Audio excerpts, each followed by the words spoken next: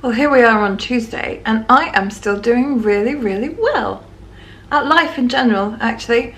Food is going beautifully, despite the fact that I had a very indulgent weekend, which can sometimes kick me off course, so I'm quite chuffed about that.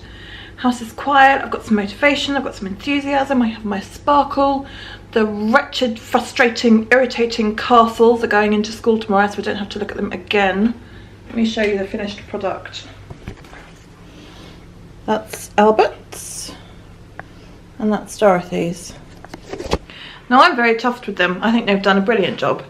A 5 and a 6-year-old have done those almost completely and utterly single-handedly. A little bit of help to make sure they didn't fall apart, a little bit of guidance to suggest what they could do. But basically it's their own work, and I think that's quite impressive. The problem is that most of the castles will not be the children's own work. They will be either done almost entirely or very specifically handheld by the parents. I don't have a problem with that. I think doing a project as a family is a great idea. I love that. The problem is when it's part of your homework is that those of us whose children do them independently come in and look at these all singing, all dancing castles with immaculate bricks painted on the side and pulleys and you know, and it's all dramatic and perfect and looks very real. They look at that and they think that they have done a bad job, and they haven't. My children have not done a bad job. They have done a very good job indeed. And I think this is where the level of involvement is incorrect. If you wanted to sit down and do a craft project with your child over a weekend, then great, do it. Get as involved as you like. But you kind of get the feeling that it's only happening because it's going to be presented at school where everyone else can see it. And I really feel uncomfortable about that. This is about the kids. This is their work. I feel very strongly about this, so I'm trying to be quite reserved. I don't know how well that's coming across. But I am cooking lunch. I have discovered that frozen potato waffles are not horrifically high in fat and in calories and whatever, however you want to phrase it.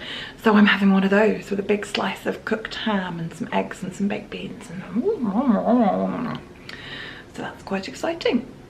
So other than that, I'm reading and pottering and faffing and generally quite happy. Let's see what happens when the kids come home.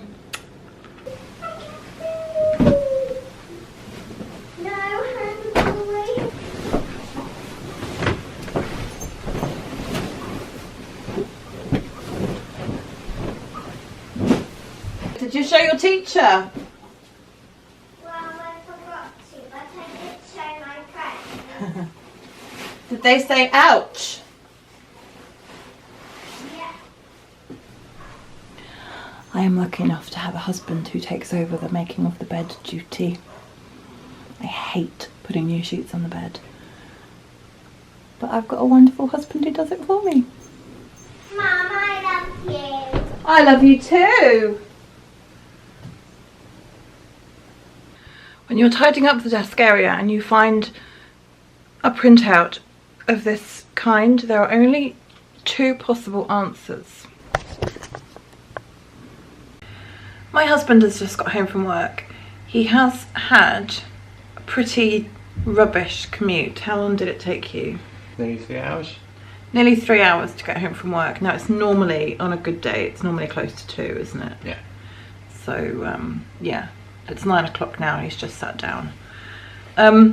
However, sometimes there are items of interest that a wife finds that a husband needs to be challenged on, irrespective of how long his commute was. So. Okay. I'm a little worried. Yes, I think you should be, darling. Please tell me why I found upstairs printout about lashings. Lashings. Yes.